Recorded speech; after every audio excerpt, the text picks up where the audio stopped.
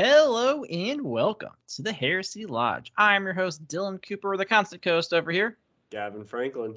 And guys, we are here this week to do part one review of Garro by James Swallow. I find it interesting that he actually did all of these short stories. Why didn't they just make this a book? Yeah, like I said in the previous, the review, the whole positioning of this book and the short story and the way it is very strange. But there's actually, at the end of the book, there is a letter from the author about this exact scenario. Oh, interesting. I will have to get to that soon. Before we get too into the book, though, as always, guys, feel free to chat with us. Join the Discord. It's a lot of fun. We have been doing all kinds of meetups. We've had a bi-weekly, midweek one for the people who can't make it on the weekends. We also have been having one on the weekends. It is hosted by our equerry Daniel. Great guy. It's a great time. People just talk hobby, talk lore, shoot the shit. It's all kinds of fun. Get on that. You can do that by going to our Discord. It is pinned to our Twitter at Heresy Lodge. If you feel like contributing to the podcast, we have tips enabled on there. Everything that goes into that goes right back into the podcast, the tabletop, whatever. Anything to entertain you guys. Stripping, we will do. Yep. You can email us at theheresiolodge@gmail.com. Leave us reviews, thumbs up, thumbs downs, whatever. Get in, have a good time. Gavin, what are you drinking? I am drinking, it is a strawberry and kiwi hard cider from Pivot Brewing, Lexington, Kentucky. It is called Ginge Ham. And it's got just the most interesting picture on the front of the... Is that a turkey? It looks like a nice Thanksgiving dinner. It's a pie. And yes. Yeah. It looks like a turkey from here. I don't know. It's like a very old, bald man with huge ass arms and a tattoo that says "Mama," serving like a pie to like an 80s rollerblade kind of style person. It's really weird. I don't know. But yeah. Cool. All right. How about you, sir? I am drinking Modern Tart by Upland Brewing. I don't think I've had this one before on the podcast. I think this is one of their new seasonal ones. Probably. Got a million of them. Yeah, it is an apricot beer. It's not actually a sour, which I like because sours can be a little overwhelming. It's pretty good. I can't complain. Cool. Sounds good. Yeah. Well, so I think one thing I wanted to talk about real quick is next couple episodes are going to be about Garro, and then since Garro is a anthology, we will be having a special episode. I think we're going to be covering our Primarch rankings again now that we've seen all of them, waiting for Vulcan and Jagatai Khan to finally come out. But also there is we did a whole episode about who the Emperor of Mankind is.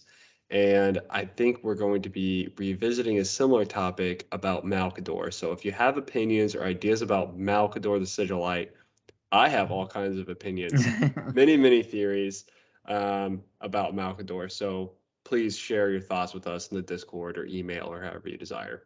Yeah, and I also would really like to talk about character deaths in that episode as well, and the lack thereof of actual main character deaths. I think you are probably really upset about this book then. Yes, and we will talk about that when we get to that. But yeah, I have words for the supposed grim dark. Yeah, I get that. So, Garro, we previewed a little bit about the context. Obviously, Malcador is starting up the Grey Knights and is using Garro as the man to hunt them down. Apparently, the Grey Knights and the Knight Errants are not the same thing. What? Yeah, apparently the Grey Knights are from the Knight Errants, but the Knight Errants aren't Grey Knights. Oh, that's what I was told. So I was like, what the fuck is the point of all of this? So the Grey Knights are like a sub-faction of the Knight Errants? I think the Grey Knights just come from the Knight Errants, but not all of them. maybe the Knight Errants turn into the Grey Knights at one point, but this not is all of them. definitely, well, it makes sense because in order to be a Grey Knight, you need to be a Psyker, right? Well, I'm pretty sure the Grey Knights, if I remember from reading my codex, they actually received part of their gene seed from the Emperor. Okay. So that needs to happen. Yeah. So the Knight Errants might be the precursors to the Grey Knights, but they never received the gene seed, and not all of them are Psykers, that kind of thing. Sure, we'll find out. Yeah, well, we'll see what happens. A lot of questions that this book brings up. So first off, I'll say this. I enjoyed this book. Not like my top 5, but what was nice about this book is it's not about a legion. It's not the same story we've been given. We're finally back on Terra. You know, we kind of had some stuff like this with like Nemesis, Mechanicum, stories that don't have to do with a particular legion, and they're all Space Marine. We finally get a little bit of human interaction here. But I find that every time I get one of these stories, the only reason I like it is because it's refreshing and not the actual story itself, if that makes sense. Yeah, I like if I would like head up our like rankings of like S through D, I think I would put this at like a B. Yeah, and I'd probably put it at a C. Which doesn't surprise me because you hate Garro. I can't stand Garro. I actually liked Garro more in this book, a little bit more in this book than I did in the previous one. But I think we're going to tie. I think a lot of this conversation is going to tie into our special episode because when it comes to character deaths and stuff, and even the special message from the author, I just like all of this is kind of swimming around in my mind and some disappointments that I've had, and Garro is one of them. So let's start, I guess, with the first story, Garro becoming Malcador's bitch. You know, this is the one thing I hated about like us having this bootleg version is this story said the name of 3 different books of these, and I was like, I don't know which one I'm reading. Like it was like it says the sword. It said like I'm a Legion of One. Yeah. Yeah, I'm just like, what am I reading? I literally do not know. Yeah.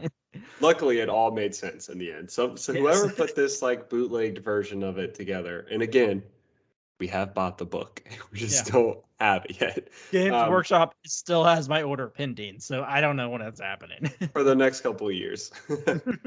But so we have that. And it was in order, and it's really nice. And the first story starts off with Garro. What has he been doing? What does he become? And the answer, like I said, is Malcador's bitch. Basically. So what is your first insights on this? You're the Grey Knight guy. You're the Garro guy. I do like Garro. So as far as like the first story goes, it's kind of interesting. So we have the first one is where does he still go to Rubio in the first one, or is it the second book he goes to see Rubio? I can't remember if they dedicated an entire book to what Garro becomes, but it's all tied up in the same thing. Garro sends him off on a mission to go find certain Marines. Yeah. So the thing with Garro, it makes sense for him to be this like unmarked Space Marine, right? I mean, he left the Death Guard. Obviously, don't want to be affiliated with them anymore. The stuff with Malcador is weird. I almost I like that they become like their own like separate thing, but I almost would have also liked it if like Dorn, for instance, like, look, I want you to come in as an Imperial Fist. Yes, you're not my, or maybe like an advisor to the Imperial Fist or something, to where,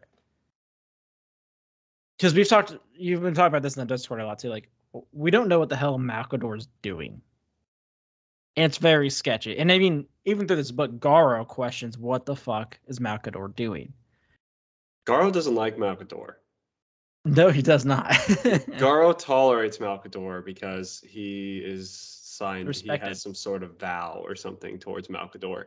But what's interesting about this is like multiple times throughout this book, and including not only Garro but also Dorn, states that Malcador is doing what's best for the Imperium, but what does that mean? Is it short term what's best for the Imperium? Is it what's best for the Emperor? Is it what's best for humanity? Who knows? So yeah, this first story we get this.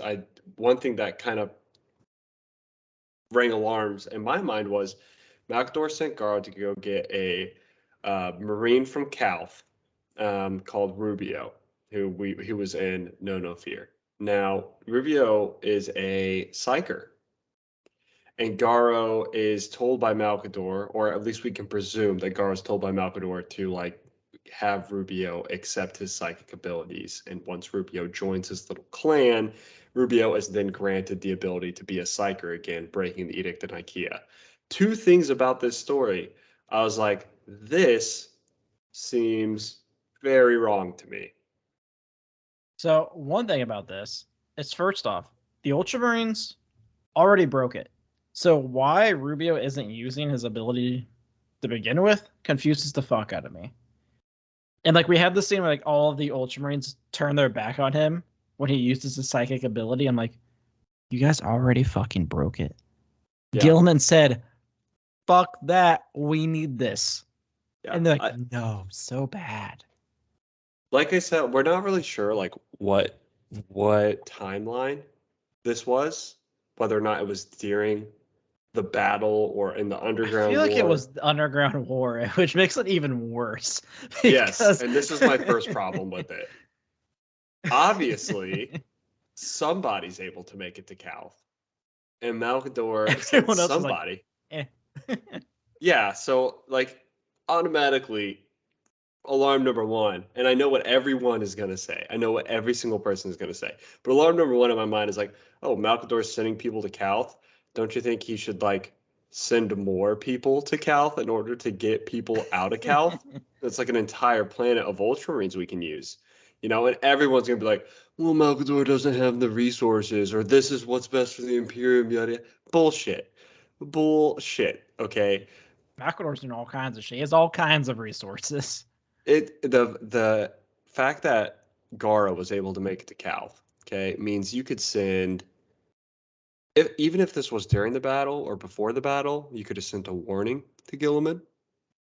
You could have, and if it was after the battle in the Underground War, it takes like nothing to send a few transport ships. We know for a fact Malcador later on is literally getting ships and breaking them down to build a fortress. Hey, why don't you send one of them to Calth, you greedy asshole? Makes it even worse. Why the fuck doesn't Gilman send any from like 5 planets away?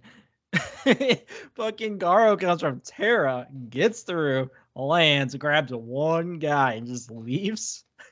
Yeah, Malcador is literally turning ships into doors for fun on Titan. Yeah, I think it's very strange. And the second thing about this story, and obviously the conception of the Grey Knights in general to me, is this is Malcador breaking the Edict of Nicaea. Right? This is Yeah. Malcador saying, in my group, psychers are okay. Now, this is the problem. Well, if it makes sense though, because he's a psyker. Same thing with the Emperor. Psyker. Yeah. Here's a problem and with Malcador's character in general, to me, is the idea that he promotes things and demotes things at certain periods of time when they make sense and when they don't make sense, right? So he has been on both sides of the coin for the worshiping of the Emperor. We know this because Garro is literally worshiping the Emperor. Malcador knows he's worshiping the Emperor and decides to make him his right-hand man anyway, when previously he burned and committed genocide the entire planet of Monarchia because they were worshiping the Emperor and then told Lorgar he was being a bad boy, you know? And on the other side, we think of he was the person at Nicaea that was all in support of the Emperor. You know, yeah, Psyker's bad. And now Psyker's good if I can use them. And this is one of those things I want to talk about in the special episode of Malcador's actions and the way I perceive them as constantly causing the heresy to progress in a worse direction, in my opinion. But yes, this was the big thing for me is I see this creation as I can do what I want. I'm Malcador. and that's okay because I'm Malcador, and everyone collectively agrees that Malcador is a good guy, therefore he can do whatever he wants. Yeah. Yeah, it's interesting how, I mean, maybe there has to be some like weird shit with him and the Emperor for him to have so much power. Yeah, I agree. But a discussion for another time, even though I promise you I'll bring it up another 30, 40 times in this episode. For sure. So he goes to pick up Rubio. We get this really badass scene, and maybe I'm wrong. Somebody please tell me, but we get this scene with a defiler, which is like a cool ass like demon chaos thing that you can use on the tabletop now. They look like spiders. It's awesome, like giant mechanical spiders that are half spider. Oh yeah, I've seen those. Yeah. Yeah, they're super cool looking. This might be the first time one's been described. If I'm wrong, let me know. But this is like a defiler coming to life in the books, and I was wondering when we were going to start seeing some of those machines because when we were reading Mechanicum, I thought the Kaban was defiler, but it's not. It's something different. So yeah, kind of cool scene, little battle scene. Rubio tore it apart with his psychic ability. So that was the first story, the first knight errant. It was a good story. Like it was interesting. Yeah, I mean, I don't think there's any of the stories I have not enjoyed yet. I mean, I've read all of them, if not one more to go. Yeah. My only complaints again was the timeline of Kauth and how they're just getting fucked. Yeah. And then we have the next story, which was actually my favorite in the book. The securing of the third knight errant, which is a world eater. They pair up with the custodes in order to a custodian, him and Rubio, to go out to this group of ships that came or claimed to have come from Isfan 5. Another thing I want to argue about a little bit, but anyway, yes, it claimed to have come from Isfan 5. And it has a contingent of world eaters, a contingent of Emperor's children, and a contingent of White Scars on board. They arrive, and of course, they're being held prisoner by the Imperial Fists until their story can be validated and let further into the Sol system. So the custodian, Rubio, and Garro go in to make sure that this is all good and that their story is true. And of course, the custodians being written as complete maniacal assholes for some reason. He's like, I'm just going to kill him anyway. It sounds like fun. I haven't done that in a while. I've just been hanging around the Imperial Palace for 3,000 years and I'm a little bored.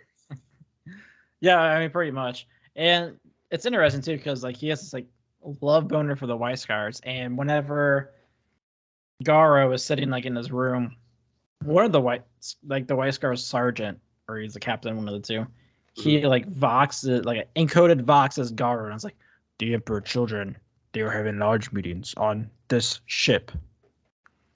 And we're made to believe that the Emperor children are bad guys. And first off, it doesn't even surprise me that's the White Scars that are bad guys here.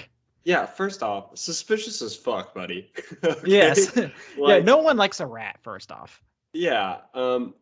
This is what blows my mind about these kind of stories is these kinds of stories are the stories you would see on like Sunday morning cartoons. Okay. And the whole time you're like, Garro, why don't you just stop for a second and think about what is actually happening here? Or custodian, you're supposed to be like a hyper intelligent, insanely powerful warrior. Why don't you like think about this for a moment?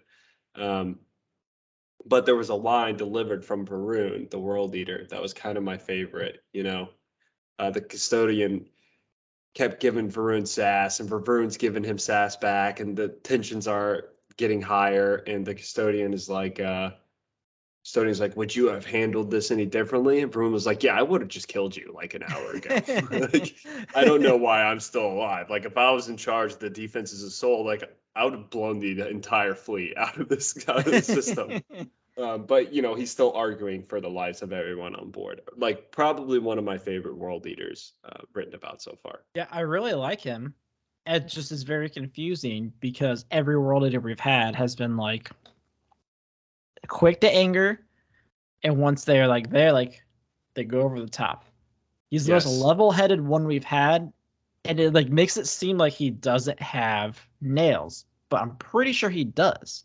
Yeah, it's never described, but it's very briefly mentioned. Which would make sense why he would never become a Grey Knight, because the Psychers can't become Grey Knights because of the nails blowing Right. them up. Yeah, that's true. Um, I mean, But I swear to God, if they randomly come up with the fucking science to remove the nails, I'm gonna be so pissed off. they've had the science for years. They just don't want to use it. Man, that Angron guy, fuck that dude. He's a dick. You mean he's dying from them? Thought we were gonna have to keep him around. Jesus Christ! Thank God. Or sorry, thank the Emperor. I'm sorry. Taking that one back. Yeah. So obviously the Custode dies because the White Scars turn on him. And one thing that I really disliked about this story in particular is you get this scene where you have Garro, you have Rubio, and you have it's Faroon, Yeah, something like the that. world leader. They get surrounded by like 20 White Scars legionaries, and they don't have any like guns. It's all melee weapons. And they're like, well, we're probably gonna die, but let's see what happens. They Yeah. should have died so quickly. Like there shouldn't have even been a thought, but apparently like they're able to jump into melee, avoid all the bullets, Matrix style, start slaughtering some of the White Scars. But yet the Custode, who is fully armored and is supposed to be worth like multiple fucking Space Marines, gets killed. He killed like 2 of them, yeah. Yeah. And then you have the situation, like the funniest, like I had a really hard time reading this scene where Rubio's like, hey, just come over here and I can open up like a warp rift or something because I'm a psyker. And Garro's like, are you sure this is a good idea? I mean, I guess we could probably make our way over to you. Hey, Varun, do you want to stop fighting and make our way over? Oh, okay, let me think for like, it went on for like 2 whole minutes. And I'm like, it literally any time through this conversation, you could just get shot. Like, Yeah. what is happening? Like, what are the White Scars doing? It's like they're just like, the leader's literally just like circling, like looking at them. You want to fucking go? Yeah, like what's going? Maybe I'll fight you. I don't know. It's almost like you're like in video games when they're like the aggro, they're just sitting there doing the same like motion over and over again, like on a character selection screen. Or he just glitched out. He's just T-manned. Like you guys are so terrible, and this has been such an easy I fight. thought you guys were hunters. A really good example of a situation where like if you're the one the book is about, you're insanely powerful. Yep. If you're the enemy of the people that the book is about, like fucking You just become scrub. stormtroopers. Yeah, if this was a White Scar story, like one that White Scar leader would have killed all 3 of them alone. Oh, by himself. Yeah. Not even killed the Custode by himself too. Garro can avoid bullets with his mind, apparently, and as long as he's talking, there's an aura of protection around Yeah, him. Libertas is a fucking like lightsaber as well. It just blocks everything. There's an entire story where Garro takes off his literal armor and walks around with nothing but plot armor and still lives. Yeah, basically. Against Legionaries.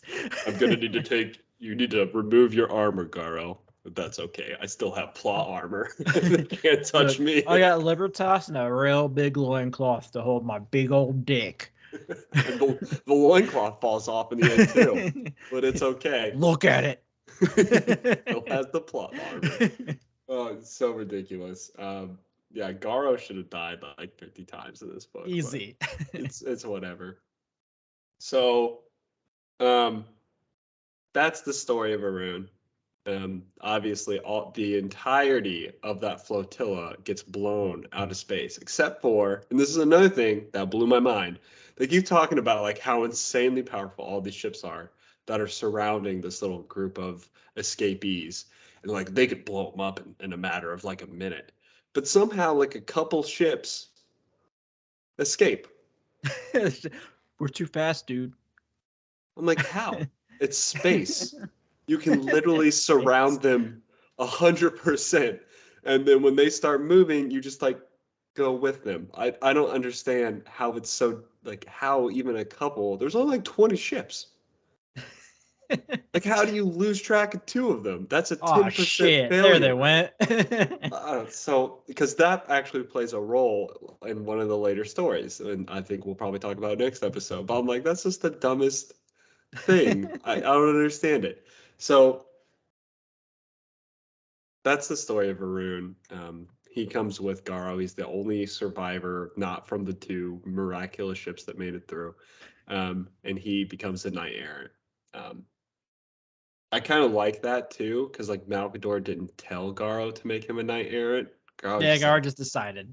yeah, See, fuck this it. is why I like Garro's character, because yes, he's like told to do things, but he actually questions it Yes. and will actually just like do shit. Like, you know what? You're one of us. Garro has a reoccurring theme throughout this of loyalty and what it means. And he makes it very clear that he is loyal exclusively to the Emperor. He'd be a Uh, really good Imperial Fist. he really good. Yeah, he's basically he is the idea of an Imperial Fist. Like the Dorn should probably put him on a pedestal and be like that. Be that way. Except he's very bad at building walls, so Dorn might not like that. I've yet to Look, see man, his if you wall can't building fucking skills. build a goddamn wall, you can't be in this legion. See, this is why I said I think it'd be cool if like Dorn would have brought him in as like Yeah. maybe not like don't give him the Imperial Fist name, but give him like something to like say like he is part of us now. Kind of And similar to how like Gilliman is using Dantioch. yeah, exactly. Yeah. So we get into the next story, which actually has to do with Dorn, and Malcador sends him to go get a librarian from the Imperial Fist, and we get to know what happened to the librarians in the Imperial Fist Legion. I honestly thought they were like executed because I could see I that thought with they were Dorn. killed too. Yeah, I thought so as well. And that's what we think about Dorn. Yeah. Dorn is a very straight to the point, has no social idea of like morality, you know? Yeah. But turns out he actually just locked all of the librarians away in a big room Yeah. and said, meditate. Exactly. Yeah, I don't know how long you guys are going to be in there, but just think about This story makes me feel awkward when I look back and think of it. it. It's kind of like, it's almost like, it's going to sound like a weird analogy because this hasn't happened to me, but it obviously did when I was like a little kid. And now I'm like, okay, this would be really funny and awkward. So, like, imagine Garro is like Dorn's friend, and he comes to Dorn's house to hang out. And all of a sudden, like Dorn's little kid keeps coming out of the bedroom. Daddy, can we come out? Like I'm really scared. Like I don't want to be in that room anymore. I'm just like, well, that's weird. We're trying to hang What are you talking out, about? but That happens to me every time we're at my house. yeah, I know. So it's like it's you get this weird feeling because from the librarian, because the librarian like walks in on Dorn and Garro talking, and he's like, "Lord Dorn, I know why he's here." And Garro's like, "Why are you out of your room? You're supposed to be in your room. Go back to your room." And he's like, "Please, Lord Dorn, I've been in there for 200 years. Can I please come out?" Can I? It just took like a second of thought. Like, please, let me do something. I've been in here for such a long time, Dad. Go back and meditate, son. Back under the staircase. It's like it makes me feel awkward because like as Garro's like, man, that's really fucked up. Like he's been in that room for a long time. That kind of sucks. It's like your friend is clearly abusing his children, but you don't know how to tell him or what Well, to also, do about it. it's not even his sibling. It's some random kid that they took. So Garro finds um, a bunch of these people, a bunch of the librarians behind the store, which by the way was locked. And what did he use to unlock it? Didn't he use something from Malcador? Yeah, he used an alien device from Yeah. Malcador to open this. Hmm. What do you think it was? Which race? Probably I don't, Eldar? maybe. Maybe it was old one technology. Who fucking It knows? was Tau. Definitely not the Tau. They're not. They're non-existent at this point in time. That we know of. Yeah, maybe. So Malcador's everywhere, dude. And he's yeah, nowhere. it encompasses time and space. So librarians are like locked away in here, and they're like, "Hey, you can't come in here. Dad said no one's coming in here. Get out of here." But the librarian like read Garro's mind. Garro gets caught by Dorn. Dorn's trying to intimidate Garro. He's like, "I will kill you unless you tell me why you're here." And Garro's like, well, "Fucking kill me, whatever." I'll tell you. Somewhere else, Yeah. bitch. So the librarian comes out and he's like, "Dad, I can tell you why I read his mind." And Dorn's like, "You're not supposed to do that. Go back to your room. Why are you out of your chamber?" 30 lashes. And Garro's like, "Well, I'll only tell the librarian if you leave us alone." So Garro tells the librarian that the librarian's been having visions or something of the Horus Heresy and the future of it. And Garro's like, "This is why we need you to join us." And the librarian's like, "Dad told me I can't leave my room, so I'm not going anywhere." Which Garro's, honestly is the most Imperial Fist answer ever. yes, 100% Imperial Fist answer. And then like it's even funnier because as the librarian gets like sent back to the room, he's like, Dad, how's the war going?" And Dorn's like, "Bad." Bye. Real bad. Yeah, because they don't even know about the Horus Horus Heresy. Heresy. They just Yeah. like, oh, how's the Great Crusade? It's halted. Oh, okay. I'll go Well, back to my room. we're here when you need us. Yeah, I know. I know you are.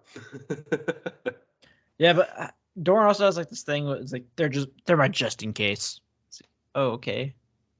You know they can come out, right? It's okay. All the other legions have done it. You can take them out. Dorn, can I go to the bathroom? Get back to your room. Get back there. Just so weird. They're all. It's just very strange. But yes, the librarians are locked away. But Dorn also reveals that he starts this monologue with Garro that kind of descends Garro into this madness where it's like, how much do you trust Malcador? Because he's not telling you everything. And Garro in this book, in this story, is like, oh, that's a really good fucking question. I It really don't does. know. And obviously, Dorn reveals to him at this point that there is somebody from the Death Guard company that came with him that is not being held on the Luna base that everyone else is being held at, and that jumpstarts us into the next story. So Wasn't there overall like thoughts. 7 of them or something? Like he mentions like there's like a certain number of the 70 that are like doing other things I think he doesn't know about. I don't know if they mentioned a number, but he I did thought they definitely mentioned say something they're about not all of them. Because like yeah. I don't know if they're counting like acting crews, if they're counting Euphrates Keeler, like those kind of people. True. So my thoughts, not surprised at all how the story ended because it is very Imperial Fist to be like, I'm an Imperial Fist and I'm very proud and I love my dad and he loves his dad. So that didn't surprise me at all. Now go to your room. Okay, Dad. What really surprised me is how Garro was able to just fucking sneak up on their ship. I think that the Imperial Fists probably just let him do it. Legend. Yeah. Yeah, maybe, but still, I mean, with everything that's going on, like I guess the ship probably has something from Malcador on it. Yeah, it's becoming very obvious to me that Rogel Dorn and the Imperial Fist know way more than Rogador's just fucking around. Yeah, he's like, that's Garro. Let's see where this goes. Yeah, he's like, look, man, please just listen to me. Quit listening to everyone else. I really, really want to defend Terra. Yeah. Rogel Please. Dorn, as much as I hate to say it, Rogel Dorn, he's right. Like he's the one Primarch that's kind of right. I That's mean, he's kind of just trying to figured do his most of this job. out. Yeah, I mean, Rabute Gilliman, Rogel Dorn, I think they figured it out. I really do. I think they've. Oh, the thing with Gilliman, though, I mean, granted, he can't contact Tara right now, but I think he is almost like, oh, maybe it's just like his like party. So like, what's her face being like so like ready for him just to kind of take over the Imperium, kind of puts like a sour taste in my mouth that like. That's the point, though. Right. But it makes me feel like obviously he's someone that I don't think would ever become a traitor. And I think it's just because of like his diplomacy, basically. Yeah. Because I don't think he sees like a reason why he like if you join Horus, all your stuff's going to shit. One thing I like about Dorn that I don't think Gellerman exhibits as much is even though Dorn is a tactical mind, he feels almost ashamed of tearing down all of these things on Terra. Yes. And Gilliman would not. Dorn realized, and I was actually talking to Trainwreck about this book earlier, but it was The Last Remembrancer, in that book where he realized that Horus had already won because of things that Malcador is doing, because of the demands that were being required of the Imperium to give up on their morals, to give up on what made them great, to give up on the art, the remembrancers. He's realizing that the cultural aspect of the Imperium is being destroyed, and Gilliman wouldn't think about that. Yeah. Yeah. So I don't know if you think about it. One of the ways to win civilization is through fucking culture. Yeah, influencing culture. Yeah. So that story was an interesting one. It gives me obviously respect for Dorn for not killing his librarians, but also it's just still a little strange. Not as strange as flat out genocide, but still a little strange. Yeah, it's a little weird. So then that prompts into the next story of Garro finding his apothecary from Fly the Eisenstein. Whatever it is. Yep. So from there, because he's part of the list that he was given by Dorn of one of the, I think 70, that kind of went off into his own thing, goes there and he's just fucking with warp shit, trying to find a vaccine for the warp shit. And it's like, what are you doing? He's trying to find a Nurgle vaccine, which is hilarious. Yeah. So, which honestly, very Death Guard. Yes. It's a very short story, very badass. Yeah, it is really cool. And one thing, the real thing, basically the whole premise is Garl goes and he's trying to explain to the guy that you can't create a vaccine for this. And he's like, no, you can. And then warp fuckery happens and Garl has to fight some demon stuff and eventually kill his apothecary friend who becomes infested with this demon stuff. Now, the purpose of this story is to really show you that Garro, and I think the Flight of the Eisenstein did this perfectly well, but they wanted to reinforce the fact that Garro is firmly believing in the immaterium and of the warp, in that there are some things that are not going to be able to be explained. It's the concept of him believing in the bad, because we know that he believes in the Lecto Divinicus, and we see that come out a little bit more. But he is also choosing to believe in the Immaterium and the demons that are in it. Which I feel like everyone in the Eisenstein should also fucking feel that way. They saw one of their own people turn into the fucking Lord of Flies. We talked about this in the prequel on how strange this story feels. Because the guy should have definitely already been like, yeah, this doesn't seem like science because of some of the shit that he's seen. So very weird, very brief story though. That's kind of the qualm I have with it. But an idea of what it's trying to get across, I think it makes sense. Like, yes, there is evil out there. That's pretty much it. I think it's kind of interesting how Nurgle taint just continues to live on even past death. So Nurgle's kind of OP, and I feel like if we look at the various things that have occurred in the heresy so far, Nurgle was really the one that turned Horus.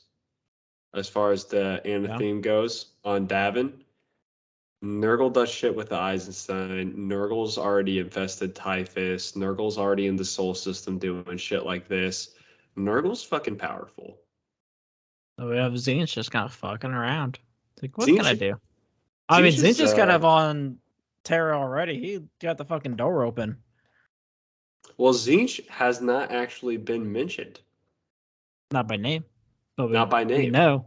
He's the only Chaos God yet to be mentioned by name. Yeah, you're right. Which is a little interesting to me. But yeah, because we get both Khorne and, well, obviously we get Slaanesh mentioned in Fulgrim. Yeah, but Khorne, Betrayer.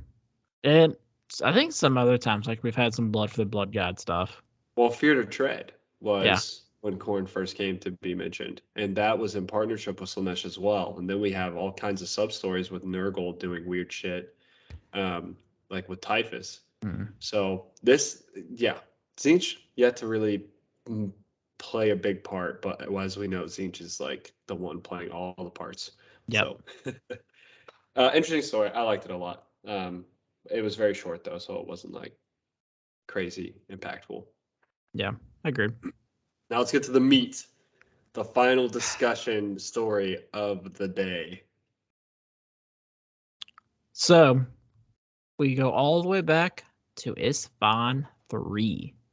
We have Rubio, what's his name, Varun, and Garro sent on a mission back to Isfahan 3. Varun and Garro are kind of like almost a little fucked up, remembering like Isfahan 3, and they stumble upon people that are still alive. And they keep talking about this monster. And we also keep having like a side story of like this monster named Cerberus. Yes, Cerberus, whatever, the three-headed dog. Yes, he is a living space marine who can't remember who he is. All he knows is he just needs to kill shit because they're all traitors of the Emperor. Now, automatically, we know, I mean, if you're listening to this, it's Garro. Yes. Not Garro. No, it's Gabriel. Yes, Gabriel. One thing that I had qualms with, and maybe this is something that was talked about in the first 3 books, how he even knows about Cerberus, or like where he came up with the idea to call himself Cerberus. Yeah. It's like a very weird thing. Like if they mentioned it in the first 3 books, like maybe it was one of the books he liked to read that he would. Yeah, I could see that. But from what I remember, I see no mention. Like one day, this guy just woke up and was like, "Cerberus sounds pretty fucking sick." That's totally my name. It's like he's sitting there one day in the first 3 books, like, if I ever go insane and am left alone on a world completely abandoned, I'm gonna switch my name to Cerberus. So, just kind of going through the story before I kind of go on a tangent. We have Cerberus come up. He starts trying to kill the civilians. Well, I guess before that even happens, or not Varun. Varun gets sent to watch civilians. Rubio and Garro like go into this tunnel, and it's actually really cool because we see headless Torgadon. His body is holding his head that Cerberus has been talking to, and Cerberus comes out, fucks both of them up because plot armor, sure, blows up the place. That's he's got like no armor. His chainsword's broken, but it's still powerful. Yep, like stupid powerful, makes no sense. But gets out, starts killing civilians, starts fighting Varun, I'm pretty sure. Then the other 2 Space Marines come back out, and then Cerberus disappears, and then Rubio's like checking out the bodies of the dead. He's like, what is that symbol on these guys' arms? And he's like, Garro, psst, psst, come here. And he's looking, he's like, oh, I've seen that before. It's Nurgle again. Yeah. What? Seen that on the Eisenstein. This ain't good. And then the main person of the humans is like, yeah, shut it, I've seen that. Turns into the fucking monsters. Your description of this entire story is amazing. I don't know why they don't just hire you to do a video of a recap of the entire Horus Heresy. Nurgle stuff. So they start getting just overwhelmed by fucking Nurgle things. Cerebus comes out, kills them. And Garro and Cerebus starts fighting. He's like, You're not Cerebus. You're Gabriel Logan. He's like, oh, that's me? I'm Logan. Holy shit, I'm back. I'm I back, love the boys. idea of this fight. It's so funny. Like, they're sitting there killing the zombies, and Rubio's like, man, there's not very many of them. And all of a sudden you hear this like crazy noise and like tons of zombies come out, and Gar's like, all right, we're going to fight to the death. There's no way we're going to be able to kill them all. And then Cerberus shows up, and now there's like 4 instead of 3. And then like the next paragraph, wow, we really killed all those zombies. We're so good at this. And we're from like life-threatening to Logan has arrived. What an easy battle. And then they fight each other. Yeah, like as if like having this crazy demented dude gives you the power of like 17 tanks. Yep. It's just like absolutely ridiculous. Like writing, in my opinion, that when I read, it's very similar to like the White Scars battle, where I'm like, okay, sure. Yep. Like, oh, the zombies, there's too many of them. Oh, but Logan's arrived. Yes. And then the battle was won. Okay. Yeah. This is what I came here for. It was for you, Logan. So nobody important died? Okay. Yep. So we actually got someone back. yeah. So I really want to go into my qualm here. I am totally okay if there was a surviving Space Marine in ISFON 3 who was crazy. Like, there were thousands of survivors, like, during the battle that survived the virus bombing because they were underground, like, whatever. What makes no fucking sense to me is the Logan of all of them. Got the shit kicked out of him by Torgadon. A fucking building collapsed on him. Abaddon. Yeah. Yeah, Abaddon. Or Axamon, actually. No, Axamon killed Torgadon. You're right. Yeah. And like, he should be fucking dead. Like, I am totally cool if like literally any other person that was on ISFON 3 was alive. So here's a couple I have quite a few qualms with this as well. Or at least the way this works. One, Nathaniel Garro was like really, really good friends with Saltarvitz? Saltarvitz. And Logan was really, really good friends with Saltarvitz. The fact that Garro never asked in this book, like, oh shit, you're alive. Have you seen Saltarvitz? Like, I think he asked in one of the books before about Saltarvitz if he survived. And I think it was to the World Eater, and he was like, I have no idea. Yeah, because he wasn't even on the planet. Yeah. So I think that's a little strange. Secondly, yeah, like I don't know why we haven't heard from anything. From my understanding, there's also like a dreadnought. Yeah, Rolinar from the Emperor's Children. It would have been worse to see him. Yeah, like where the fuck is Rolinar? Isn't he supposed to be like alive? Yeah, I'm pretty sure he fights Fulgrim at one point, like later on. Yeah, so I think they were like, this is the one thing we're gonna do. We're gonna go get Gabriel Logan. And then my other qualm with this that's really frustrating is this is literally it for Gabriel Logan in the Garro books. Like, yeah, they pick him up. He's like, I'm Gabriel Logan. And they're like, well, your story here's over. And he's like, it's just begun. And then it turns out it was actually over. There was nothing else about Garro.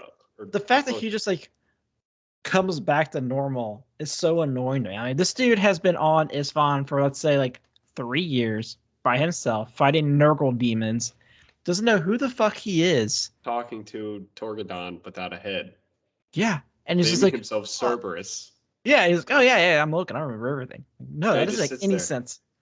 And then you kind of combine that with the fact that it doesn't explain that he becomes a knight errant, but he does. That he is listed as a knight errant in the next book, Vengeful Spirit.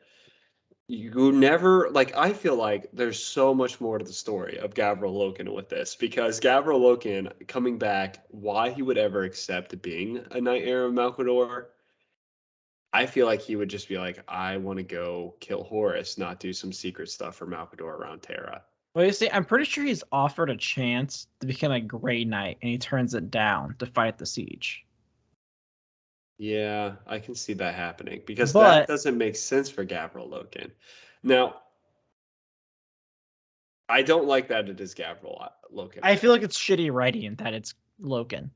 Like, I literally, if it would have been like a random Joe Schmo, like Sergeant from literally any of the other 3 legions, I would have been like, oh, fuck, that's really cool. Mm-hmm. Like, we had this dude who went like fucking crazy. And like, it would have been like way cooler if like he was like nuts. Like, they had to like chain him up and like try to like repo him into like the world. But no, it's fucking Logan. And after you say his name, it's like, oh shit, you're right. I'm just fucking with you guys. Yeah, I get what you're saying because it makes the first 3 books. I mean, the first 3 books are impactful regardless, but it makes that whole idea of you killed the main character. It's almost like watching Game of Thrones, seeing the beheading of Ned Stark in season 1, and then in season 3 he comes back. Exactly. And it's Yeah. like, wait a minute. I thought you were dead. It's like, it just got glued right back on. Yeah. No problem. No. Cerberus died. Yeah, I think it was just really strange because it almost seems like they requested James Swallow to work in Gabriel Logan coming back in the Garro books. Which is so crazy because it was so far away. Like, the worst part is like, Logan survived a battle from Karn because he got impaled by a fucking razorback. Mm-hmm. Then he somehow survives a fight with Abaddon despite a building falling on him. So 2 of our top 4 strongest space marines, he somehow survives both of them because of random bullshit circumstances. That is shitty writing. Mm-hmm. And another thing that, like, there's so much more to the story that I feel like is once he gets back, like, is Logan not gonna talk or try and find Euphrates Keeler, just like Garro does later? I feel like that would be a very big thing for If not Logan. Keeler, at least Slenderman, because he was Slenderman, really yeah. close with him. Yeah, and it's Also, like, where the fuck is he? Keeler's just fucking around, like making churches. Where the fuck is Slenderman? And what's her face? The other chick. you will see Slenderman. You won't see the other chick though. Slenderman is there. Thank God. Yeah, but the other chick is gone. No idea what happened to her. She was there book 1, but she like have no idea where she went, what she's doing.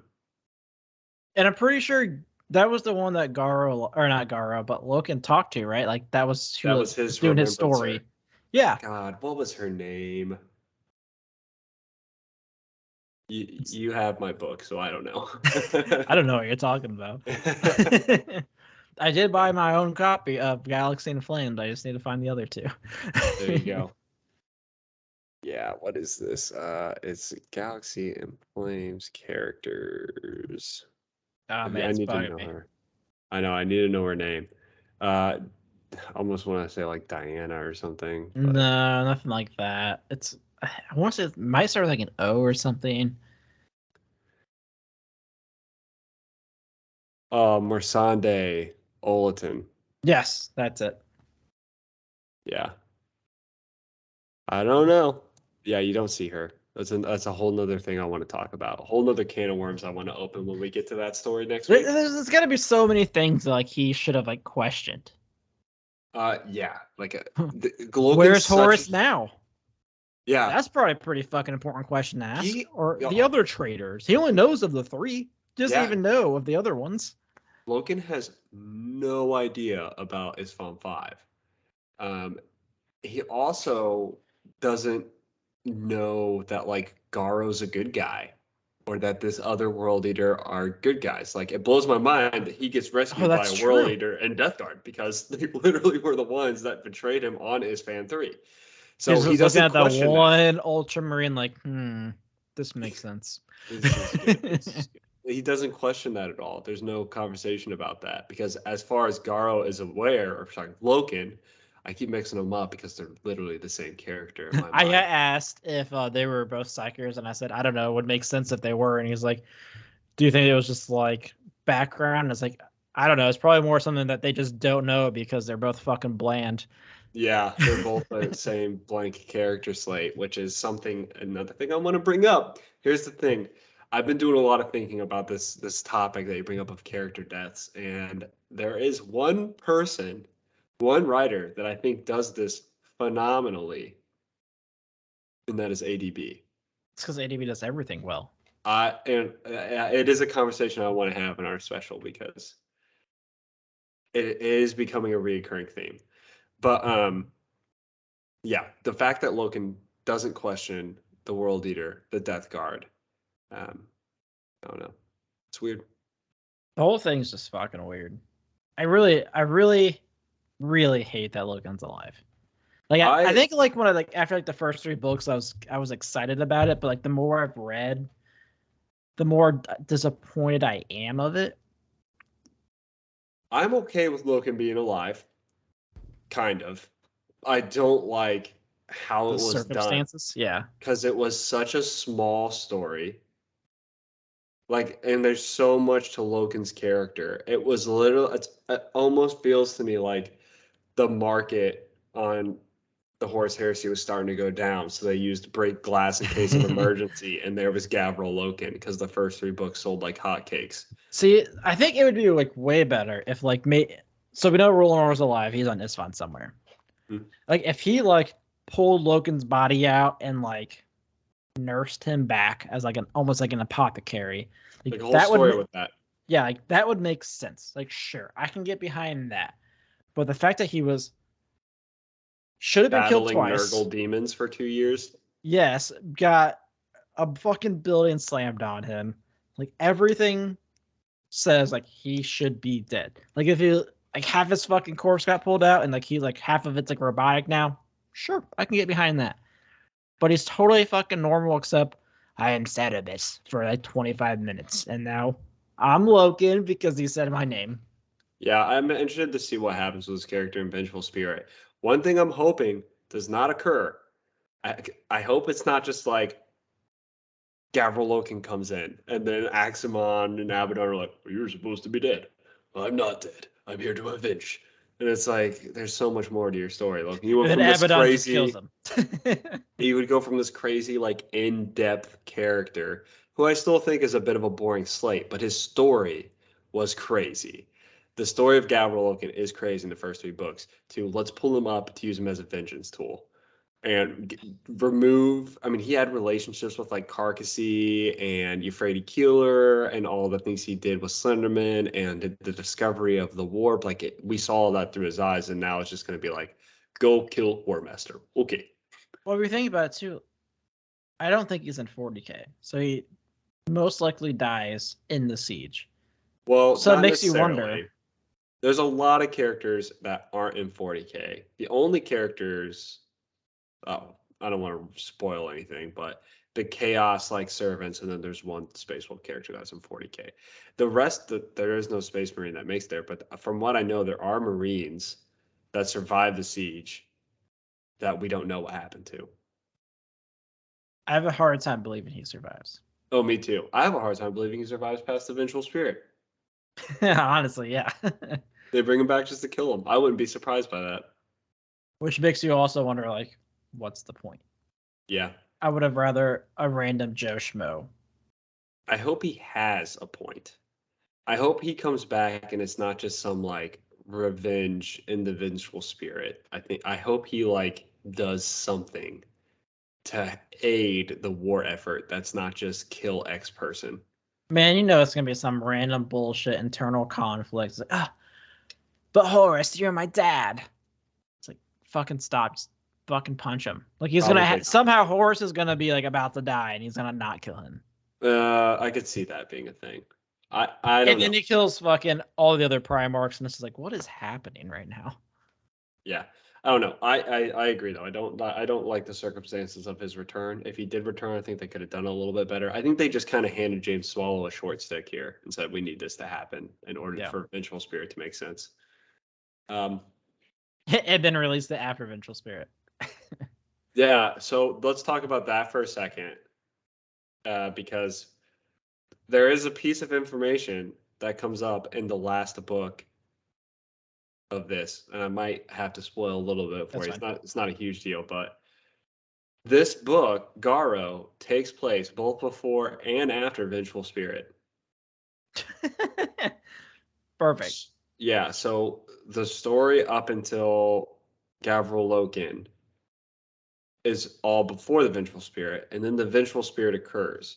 And what's interesting is they send knights errants onto the Vengeful Spirit. And if we look at the cast list for the Vengeful Spirit, one thing that's really interesting about this is it's like a 7-page long cast list. Feels like a Graham McNeil book. Yeah, Iacton Kurz is considered a knight errant. Yes. So Iacton is a part of this group. So kind of interesting, Malcador clearly is not getting one person from every legion. He now has 2 Luna Wolves and no Imperial Fist. But one thing that is mentioned in the last book is Iacton Kurz is dead. What? Yeah.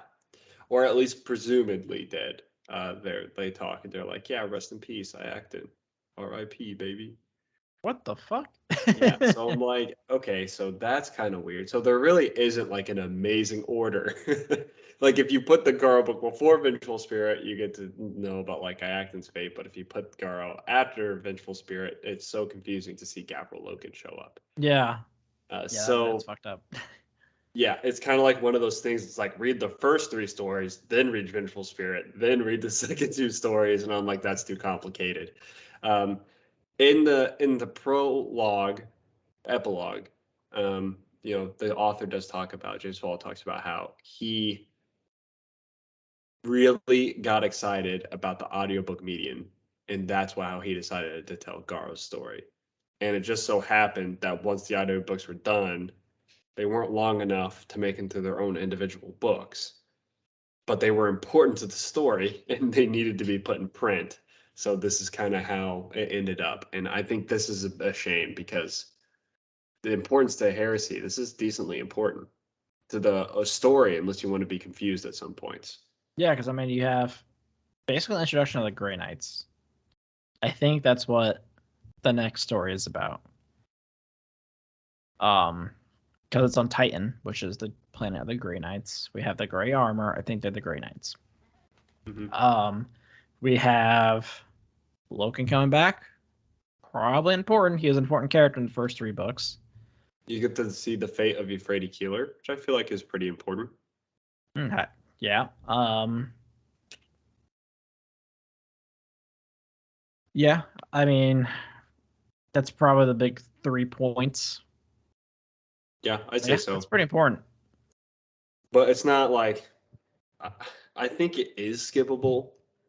You just have to wrap your head around the knight errant thing. Yeah, and Logan going into Vengeful Spirit. Yeah, you just have to be able to accept like Malcador's got some secret group of people and Logan's a part of it. We don't know why. Let's go. Because even if you read it, you really don't know why either. You're like, what the fuck? Why did they bring him back? Yeah.